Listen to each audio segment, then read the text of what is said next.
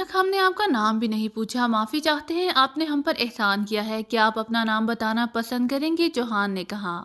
क्यों नहीं, मुझे मीर हलील जमाली कहते हैं। मैं सरदारगढ़ के गवर्नमेंट कॉलेज में हिस्ट्री का प्रोफेसर हूँ। इस आदमी ने अपना मुकम्मल तारुफ करवाते हुए कहा, मेरा नाम चौहान अहमद है और इनका नाम मिस महरीन है।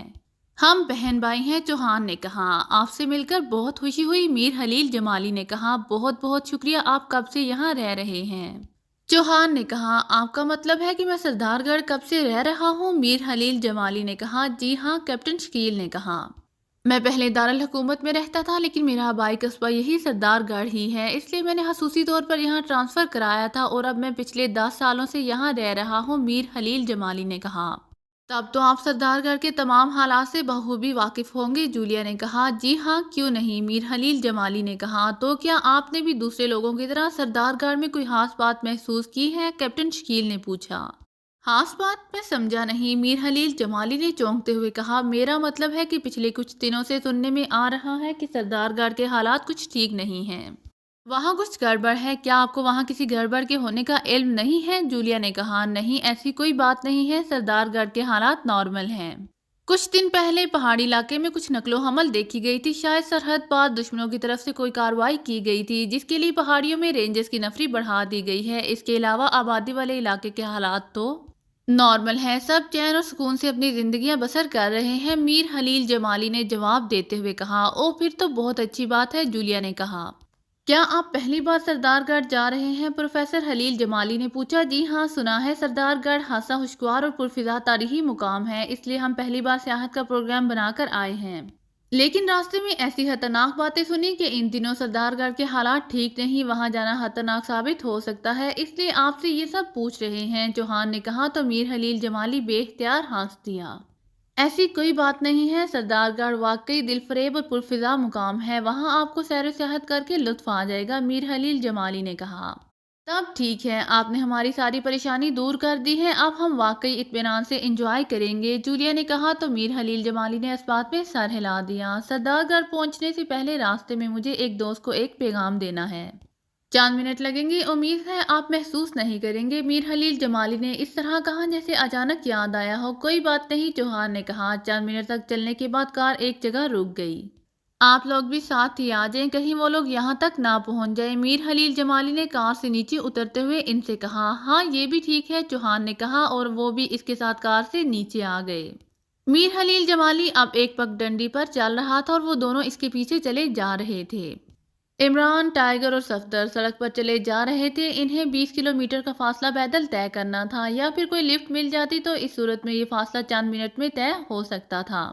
अचानक एक कार इनके करीब से गुजर गई। वो हाथ ही देते रह गए, फिर ये देखकर खुश हो गए कि कार आगे जाकर रुक गई थी और अब बैक हो रही थी। कार इनके नजदीक आकर रुक गई। कहाँ जाएंगे? इसमें बैठे एक अधेड़ उम्र के बैक आदमी ने कहा। हम सरदारगढ़ जाना चाहते हैं, इमरान ने कहा। सरदारगढ़, और वो भी पैदल? इसने हैरत भरे लहजे में कहा। हमारी गाड़ी खराब हो गई है, हम इसे पीछे छोड़ आए हैं, इमरान ने जवाबन मुस्कुराते हुए कहा। ओ तो आप आए, मैं भी सरदारगढ़ जा रहा हूँ, मेरा वहाँ क्लिनिक है, मैं डॉक्टर हूँ, मेरा नाम डॉक्टर काशिफ मिर्जा, कार वाले ने कहा। आपसे मिलकर बहुत खुशी हुई, इमरान ने कहा। फिर उन्होंने डॉक्टर से हाथ मिलाए और पिछली सीट पर बैठ गए। कार चल पड़ी। आप कब से सरदारगढ़ में प्रैक्टिस कर रहे हैं? सफ्तर ने बातों का सिलसिला शुरू करने की गर्ज से पूछा। मुझे 10 साल से ज्यादा अरसा हो गया है, डॉक्टर काशिफ मिर्जा ने कहा। सुना है सरदारगढ़ की पहाड़ियां बेहतरीन तफरीही मुकाम है। सफ्तर ने कुछ सोचते हुए सवाल किया। मुकाम तो बेशक बहुत पुरफिजा है, लेकिन आजकल वहां लोगों का दाखिला बंद कर दिया गया है, डॉक्टर ने कहा। ओह, वो क्यों? सफदर ने हैरत जाहिर करते हुए कहा। हालांकि वो वजह जानता था। क्या आप लोग सैरो तफरीह की घर से निकले हैं? डॉक्टर ने पूछा। जी हाँ, आप क्या कहना चाहते हैं? इमरान ने भी गुफ्तगू में शामिल होते हुए कहा। बात यह है कि आजकल सरदारगढ़ की पहाड़ियों पर हालात अजीबो गरीब हैं। पिछले दिनों वहां एक फौजी की मौत वाक़या हो गई थी। मौत बड़े पुरस्कार अंदाज में हुई थी। इस दिन से वहां रेंजर्स की तादाद में अजाफा कर दिया गया है और इन्हें ये हदायत कर दी गई है कि आम लोगों को पहाड़ियों से दूर ही रखा जाए, इसलिए किसी को भी इन पहाड़ियों की तरफ नहीं जाने दिया जाता, चाहे वो कोई भी क्यों ना हो, डॉक्टर काशिफ मिर्जा ने कहा। ओ, ये तो बहुत बुरा हुआ। अब हम क्या हाक सैर करेंगे? सफ्तर ने जानबूझकर अफसोसज़दा लहजे में कहा। फिक्र न करो, मैं तुम्हें पहाड़ियां दिखा दूंगा, इमरान ने मुस्कुराते हुए कहा। آپ کیسے دکھا دیں گے؟ ڈاکٹر کاشف مرزا نے چونک کر اور حیران ہو کر پوچھا۔ میرے کچھ فوجیوں سے تعلقات ہیں، عمران نے کہا۔ بہت مشکل ہے، میرا خیال ہے آپ کامیاب نہیں ہو سکیں گے، ڈاکٹر کاشف مرزا نے انکار میں سر ہلاتے ہوئے کہا۔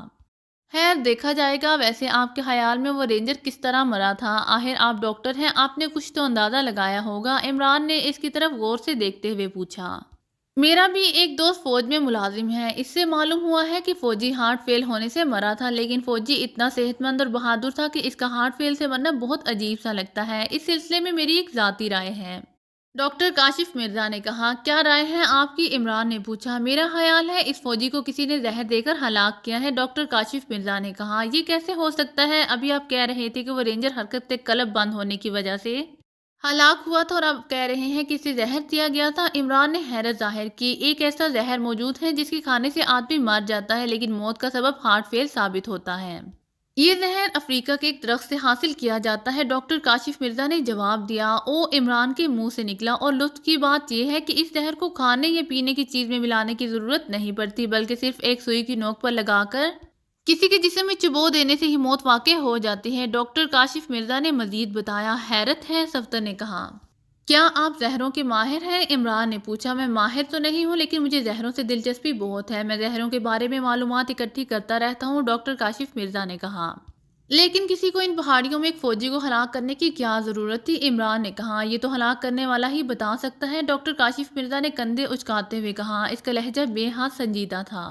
کیا آپ پہلے دارالحکومت میں پریکٹس کیا کرتے تھے؟ عمران نے پوچھا۔ نہیں، مگر آپ نے یہ سوال کیوں کیا؟ ڈاکٹر کاشف مرزا نے چونک کر کہا۔ یوں ہی مجھے ایسا محسوس ہوتا ہے جیسے میں نے آپ کو دارالحکومت میں کہیں دیکھا ہے، عمران نے کہا۔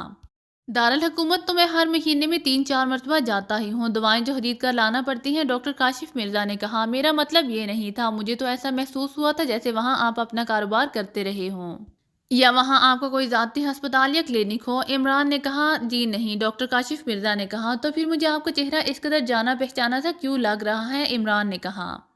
اب اس کے بارے میں بھلا میں کیا کہہ سکتا ہوں؟ میں نے آپ کو بتایا تو ہے کہ کلینک کے سامان اور خاص طور پر ادویات کے لیے مجھے شہر جانا ہی پڑتا ہے۔ ہو سکتا ہے آپ نے راستے میں کہیں مجھے دیکھ لیا ہو اور آپ کو میرا چہرہ یاد رہ گیا ہو، ڈاکٹر کاشف مرزا نے ہنس کر کہا۔ کیا آپ کا نام واقعی کاشف مرزا ہے؟ میرا مطلب ہے ڈاکٹر کاشف مرزا، عمران نے اس کی طرف غور سے دیکھتے ہوئے کہا۔ کیا مطلب؟ کیا آپ مجھ پر شک کر رہے ہیں؟ کیا آپ یہ سمجھ رہے ہیں کہ میں آپ سے جھوٹ بول رہا ہوں؟ ڈاکٹر کاشف مرزا نے اس بار غسیلے اور انتہائی ناخوشگوار سے لہجے میں کہا۔ نہیں، ایسا تو نہیں ہے، عمران نے مسکرا کر کہا۔ تو پھر آپ نے ایسی بات کیوں کی؟ ڈاکٹر کاشف مرزا نے بگڑے ہوئے لہجے میں کہا۔ بس ویسے ہی زبان پھسل گئی تھی، عمران نے بڑی معصومیت سے کہا، تو ڈاکٹر کاشف مرزا اسے تیز نظروں سے گھورنے لگا۔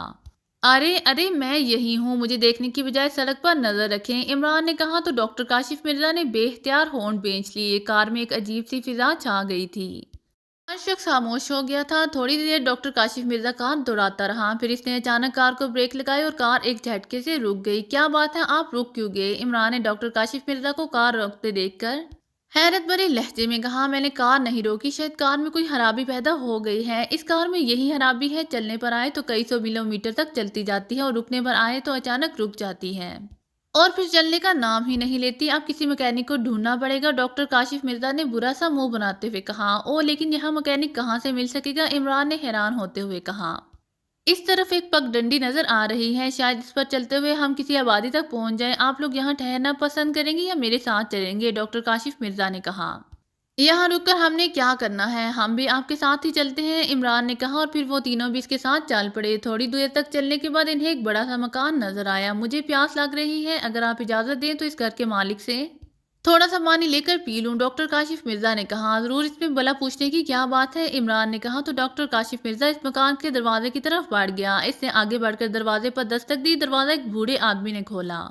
محترم، تھوڑا سا پانی چاہیے، ڈاکٹر کاشف مرزا نے اس بوڑھے سے کہا۔ اندر دستی نلکا لگا ہوا ہے، وہ کچھ خراب ہے، میں بوڑھا آدمی ہوں، مجھ سے نہیں چلا جاتا، آپ لوگ خود اسے چلا کر پانی نکال سکتے ہیں۔ تو اندر آ جائے، بوڑھے آدمی نے کہا۔ بہت بہت شکریہ، ڈاکٹر کاشف مرزا نے کہا، اور وہ اندر داخل ہو گئے، اور جو ہی اندر پہنچے انہیں ایک زبردست جھٹکا لگا۔ سامنے صحن میں کرسیاں رکھی ہوئی تھی جن پر جیکی زادہ اور القاسم ہوٹل کا مینیجر بیٹھے ہوئے تھے۔ ان کے چہروں پر طنزیہ مسکراہٹ تھی، اور ان کے ہاتھوں میں مشین گنیں دکھائی دے رہی تھی جن کے رخ ان کی جانب تھے۔ انہوں نے پلٹ کر ڈاکٹر کاشف مرزا کی طرف دیکھا۔ تو اس کے چہرے پر بھی ویسی ہی مسکراہٹ نظر آئی، جس کا مطلب یہ تھا کہ وہ انہی کا آدمی تھا۔ ایک بار پھر وہ پھنس چکے تھے۔ آخر تم پھنس ہی گئی، جیکی دادا نے ہنس کر کہا۔ تو تم ہمیں سردار گڑھ پہنچنے سے روکنے کے لیے یہ سارا کھیل کھیل رہے ہو؟ عمران نے ان دونوں کی طرف غور سے دیکھتے ہوئے کہا۔ ہاں، تم اور تمہارے ساتھی لاکھ کوششیں کر لیں، لیکن تم میں سے کوئی بھی سردار گڑھ نہ پہنچ سکے گا۔ جیکی دادا نے غرور بھرے لہجے میں کہا۔ تم جتنی بھی چالیں چالو، جتنے چاہے کھیل کھیلو، لیکن یاد رکھو تم ہمیں سردار گڑھ پہنچنے سے نہیں روک سکے گی، عمران نے مسکراتے ہوئے کہا۔ اب یہ ناممکن ہو گیا ہے، تم لوگ وہاں نہیں پہنچ سکتے، تمہارے باقی ساتھی بھی یہیں لے آئے جائیں گے، جیکی دادا نے کہا۔ وہ کیسے؟ عمران کے لہجے میں حیرت تھی۔ اس سڑک کے ایک ایک چپے پر ہماری نظر ہے۔ شیرخان تم جاؤ، اس کے دو اور ساتھی پیدل آتے ہوں گے، انہیں بھی یہاں لے آؤ، جیکی دادا نے بوڑھے سے کہا۔ جی اچھا، بوڑھے نے کہا اور مکان سے باہر نکل گیا۔ تم لوگوں کا پروگرام کیا ہے؟ عمران نے پوچھا۔ تم سب لوگوں کو اس مکان میں بند کر کے ہم یہاں سے چلے جائیں گے۔ مکان کے اندر ایسی کوئی چیز نہیں ہے جس کے ذریعے تم مکان کا دروازہ یا دیوار توڑ سکو۔ یہ مکان مغلیہ دور کا ہے۔ مغل دور کے کسی امیر آدمی نے اسے بنوایا تھا۔ اس کا دروازہ اور دیواریں کنکریٹ کی ہیں اور بہت مضبوط ہیں، انہیں تم بموں سے بھی نہ توڑ سکو گے، اور تمہیں یہاں قید کر کے تمہاری طرف سے ہم بے فکر ہو جائیں گے۔ اس کے بعد سردار گڑھ میں ہمارا راستہ روکنے والا کوئی نہیں ہوگا، جیکی دادا نے کاٹ دار لہجے میں کہا۔ تم سردار گڑھ میں کیا کرنا چاہتے ہو؟ عمران نے پرسکون آواز میں پوچھا۔ یہ میں نہیں جانتا، کوئی بھی نہیں جانتا، صرف سردار صاحب جانتے ہیں، جیکی دادا نے کہا۔ یہ سردار صاحب کون ہیں؟ عمران نے پوچھا۔ وہ ہمارے کنگ ہیں اور ہم ان کے محکوم ہیں، جیکی دادا نے کہا۔ کیا وہ تمہیں بلیک میل کر کے کام لے رہا ہے؟ عمران نے کہا۔ نہیں، وہ ہمیں چھوٹے سے چھوٹے کام کے بھی بڑے بڑے معاوضے دیتا ہے، اور دولت کے لیے ہم اس کے لیے کچھ بھی کر سکتے ہیں، جیکی دادا نے کہا۔ ملک سے غداری بھی؟ عمران نے منہ بنا کر کہا۔ جرم اور غداری سے ہمیں کوئی سروکار نہیں ہے، ہمیں بس دولت چاہیے جو ہمیں مل رہی ہے، اور ہمارے لیے اس سے بڑھ کر کچھ نہیں ہے، جیکی دادا نے کہا۔ تم تو جیل میں تھے اور تمہیں عمر قید سنائی گئی تھی، تمہارے جرموں کی فہرست بہت لمبی تھی، تمہیں کسی بھی حالت میں اور کسی بھی ضمانت پر رہائی ملنا ناممکن تھی، پھر تم جیل سے باہر کیسے آ گئے؟ عمران نے کہا۔ ایک رات مجھے جیل کا دروازہ کھلا ملا تھا، میں باہر نکل آیا، میرا راستہ کسی نے نہ روکا۔ دوسرے دن مجھے ایک خط ملا، ہاتھ سردار گڑھ کے سردار صاحب کی طرف سے تھا۔ اس میں بتایا گیا تھا کہ جیل سے انہوں نے ہی مجھے رہائی دلائی ہے، اور یہ کہ اب میں ان کے لیے کام کروں گا۔ بس اس دن سے میں ان کے لیے کام کر رہا ہوں، جیکی دادا نے کہا۔ سوال یہ ہے کہ جیل کے دروازے تمہارے سردار نے کس طرح کھلوا دیے؟ عمران نے پوچھا۔ یہ میں نہیں جانتا، جیکی دادا نے کہا، اور مجھے اسی بات پر سب سے زیادہ حیرت ہے، عمران نے ایک طویل سانس لیتے ہوئے کہا۔ تھوڑی دیر کے لیے خاموشی چھا گئی۔ عمران، صفدر اور ٹائیگر سوچ رہے تھے کہ اس مکان سے نکلنے کی کیا صورت ہوگی۔ حالات اس پر تیزی سے بدل رہے تھے کہ سوچنے سمجھنے کی ذرا بھی مہلت نہیں ملی تھی۔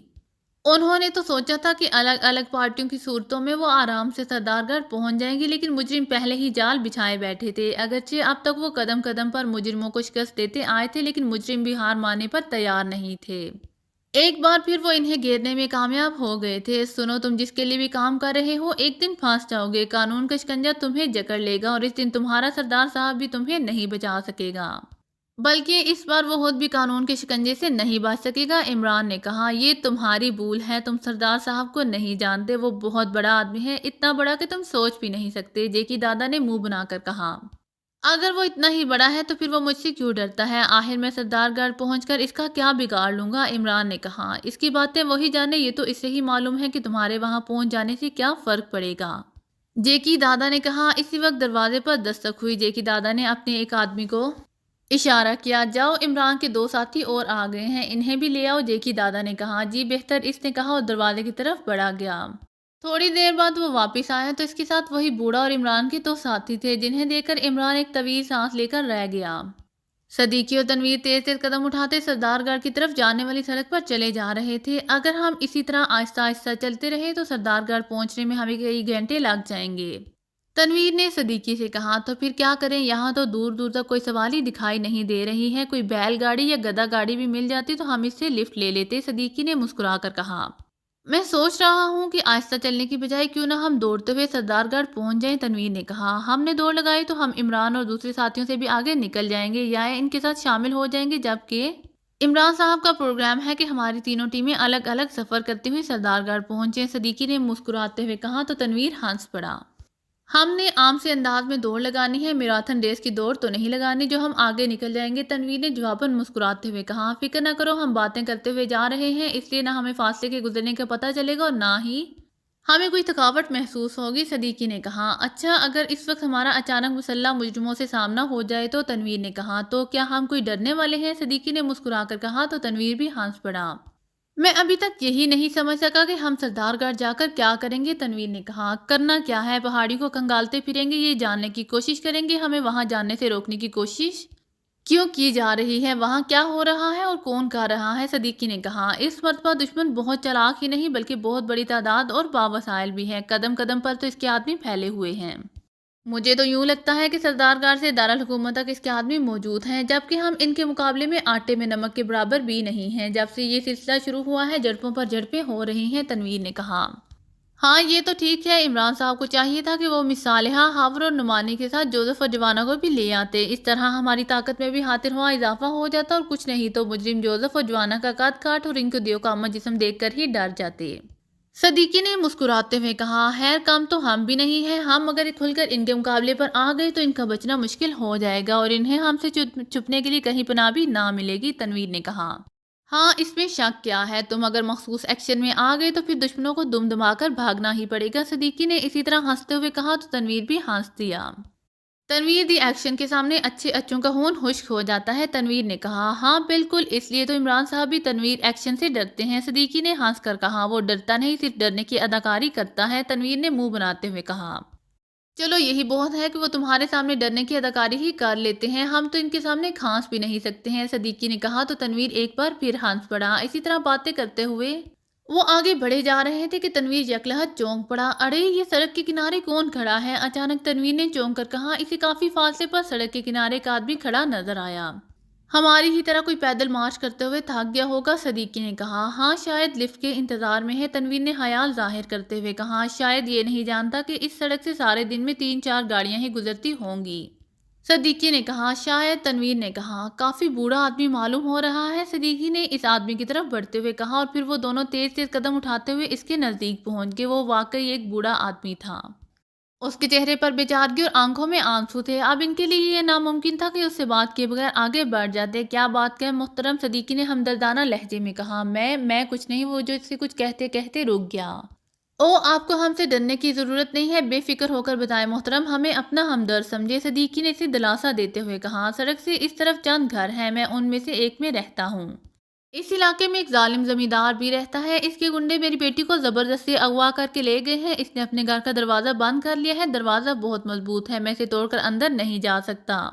وہ میری بیٹی کو ہلاک کر دے گا، وہ بہت ظالم ہے اور وہ ہمارا بہت پرانا دشمن ہے، بوڑھے نے بری طرح سے آنسو بہاتے ہوئے کہا۔ او کیا نام ہے اس زمیندار کا، صدیقی نے چونکتے ہوئے کہا۔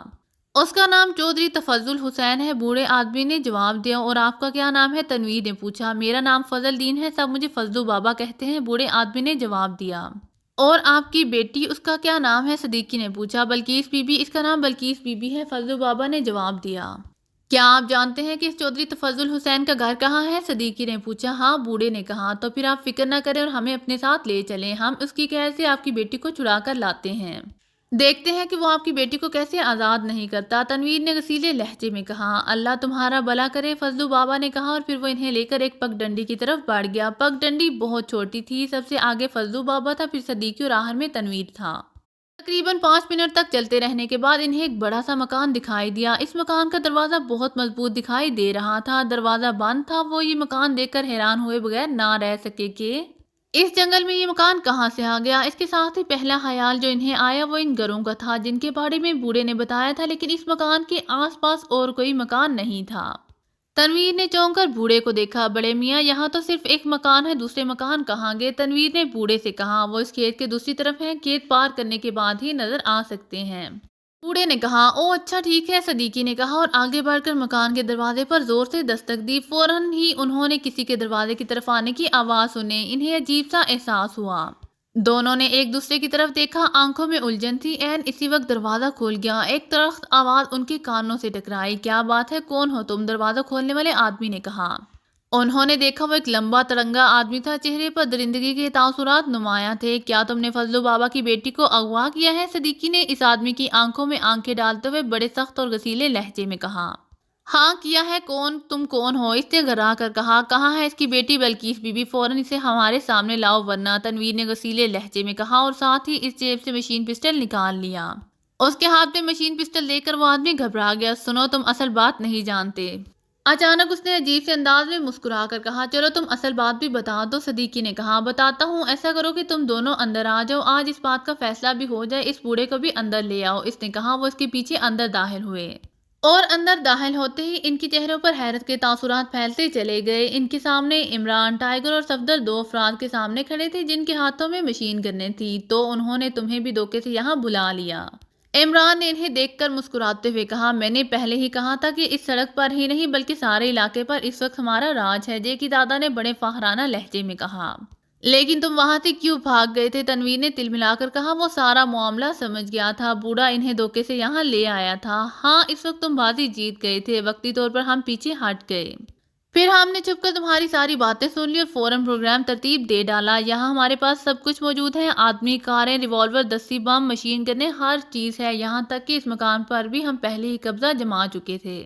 اس پر ایک زمیندار کا قبضہ ہے، ہم نے اس سے یہ مکان چند دنوں کے لیے کرائے پر لے لیا تھا۔ جیکی دادا نے کہا، ہوپ، تم لوگ واقعی بہت تیز جا رہے ہو، تمہیں جس نے بھی اپنی پارٹی میں شامل کرنے کے لیے چنا ہے وہ بھی ضرور بہت عقل مند اور تجربہ کار ہے، لیکن جرم تو جرم ہے، وہ چھپ نہیں سکتا۔ عمران نے کہا، دیکھا جائے گا۔ جیکی دادا نے کہا، اب تمہارا کیا پروگرام ہے؟ صدیقی نے پوچھا۔ بس تمہارے باقی 3 ساتھیوں کا انتظار ہے، وہ بھی آتے ہی ہوں گے، ان کے آنے کے بعد ہم تمہیں اس مکان میں بند کر کے سردار گڑھ روانہ ہو جائیں گے اور پیچھے مڑ کر بھی نہیں دیکھیں گے۔ اس کے بعد تمہارے لیے سردار گڑھ کی سڑک صاف ہوگی، مگر تم اس سے کوئی فائدہ نہیں اٹھا سکو گے، تم یہاں ایریاں رگڑ رگڑ کر مر جاؤ گے، لوگ تمہیں ڈھونڈتے رہ جائیں گے مگر تمہاری کوئی خبر نہیں ملے گی۔ اس سے شاندار پروگرام اور کیا ہو سکتا ہے؟ جیکی دادا نے کہا، اس کا لہجہ خوفناک تھا۔ اس وقت حالات کی باغ دوڑ تمہارے ہاتھ میں ہے، تمہارا جو جی چاہے کر لو، لیکن جب ہماری باری آئے گی اس وقت ہم تمہارا کوئی لحاظ نہیں کریں گے۔ عمران نے کہا، فی الحال اپنی خیر مناؤ، تم پر برا وقت آ گیا ہے۔ جیکی دادا نے کہا۔ اسی لمحے ایک بار پھر دروازے پر دستک ہوئی تھی، دروازہ کھولا گیا، انہوں نے دیکھا کیپٹن شکیل چوہان اور جولیا ایک اور آدمی کے ساتھ اندر داخل ہو رہے تھے۔ اندر داخل ہوتے ہی وہ ٹھٹک کر رک گئے۔ جولیا، کیپٹن شکیل اور چوہان بھی فوراً ہی سمجھ گئے کہ ان کے ساتھ دھوکہ کیا گیا ہے۔ جولیا تو پہلے ہی ٹھٹک کر رہ گئی تھی مگر یقین اسے اس وقت آیا جب وہ اس مکان کے اندر داخل ہو گئی اور باقی لوگوں کو پہلے ہی وہاں موجود پایا تو ہم ایک بار پھر ایک جگہ جمع ہو گئے۔ عمران نے کہا، ہم تو الگ الگ سفر کرنے پر تیار تھے مگر ہمارے ان مہربانوں کو یہ منظور نہیں تھا۔ چوہان نے کہا، چلو کوئی بات نہیں، ہم الگ الگ رہنے کی بجائے یہاں ایک ساتھ ہی خوش رہ سکتے ہیں۔ جولیا نے مسکراتے ہوئے کہا، اب یہ لوگ کیا چاہتے ہیں؟ کیپٹن شکیل نے پوچھا۔ ان کا پروگرام ہمیں اس مکان میں قید کرنے کا ہے، ہمیں قید کرنے کے بعد یہ یہاں سے سردار گڑھ کے لیے روانہ ہو جائیں گے۔ عمران نے انہیں بتایا۔ واہ، کتنا شاندار پروگرام ہے، جولیا نے خوش ہو کر کہا۔ زیادہ خوش ہونے کی ضرورت نہیں، تم لوگ اپنی زندگی کی سب سے بڑی مصیبت میں پھنسنے والے ہو، جیکی دادا نے کہا۔ وہ کیسے؟ صفدر نے پوچھا۔ شاید تم لوگ یہ سوچ رہے ہوگے ہم تمہیں اس مکان میں یوں ہی قید کر کے چھوڑ جائیں گے، جیکی دادا نے کہا۔ تو پھر کیسے چھوڑ کر جاؤ گے؟ صفدر نے مذاق اڑانے والے انداز میں کہا۔ ہمارے پاس ریشم کی ڈوریوں کے کچھ گولے ہیں، ہم ان موقع پر انہیں کام میں لانا چاہتے ہیں، آخر ہم نے ان پر پیسے خرچ کر رکھے ہیں، جیکی دادا نے شیطانی انداز میں مسکراتے ہوئے کہا۔ او، تو کیا تم ہمیں باندھ کر جاؤ گے؟ عمران نے چونکتے ہوئے کہا۔ ان کے ارادے واقعی خطرناک تھے، پھر انہوں نے باندھنے کا کام شروع کر دیا۔ صفدر، تنویر اور جولیا نے کچھ کرنے کے لیے اجازت طلب نظروں سے عمران کی طرف دیکھا لیکن اس نے اجازت نہ دی کیونکہ وہ کوئی خطرہ مول لینے کے لیے تیار نہیں تھا۔ مشین گنیں چل جانے کی صورت میں گولی کسی نہ کسی کے ہاتھ لگ سکتی تھی۔ انہوں نے خود کو نہایت اطمینان سے بندھوا لیا، سب کے ہاتھ پشت پر کر کے باندھ دیے گئے اور اس کے بعد ٹانگوں کو جکڑا گیا۔ جلد ہی سب لوگ باندھے جا چکے تھے۔ اوکے دوستو، اللہ حافظ، اب تم سے ملاقات اگلی دنیا میں ہی ہوگی۔ جیکی دادا نے مسکراتے ہوئے بڑے طنزیہ لہجے میں کہا، میرا تو خیال ہے تم سے وہاں ملاقات نہیں ہو سکے گی۔ عمران نے منہ بنا کر کہا۔ وہ کیوں؟ اس نے حیران ہو کر کہا۔ اس لیے کہ تم لوگ ملک اور قوم کے غدار ہو، تم دوزخ میں ہوگے اور ہم انشاءاللہ جنت میں، لہٰذا ملاقات کا سوال ہی پیدا نہیں ہوتا۔ عمران نے کہا، جو ہوگا دیکھا جائے گا، جیکی دادا نے لاپرواہی سے کہا اور اپنے ساتھیوں کی طرف مڑا۔ چلو دوستو، یہاں ہمارا کام ختم ہو گیا ہے، اب ہمیں سردار گڑھ پہنچنا ہے، جیکی دادا نے اپنے ساتھیوں سے کہا اور وہ جیکی دادا کے پیچھے چلتے ہوئے مکان سے نکل گئے۔ انہوں نے دروازہ بند ہونے کی زوردار آواز سنی۔ اب انہیں خوفناک صورتحال کا سامنا کرنا تھا۔ اگر آپ کو میری ویڈیو پسند آئے تو please like, share and subscribe کرنا مت بھولیے گا۔ جزاک اللہ۔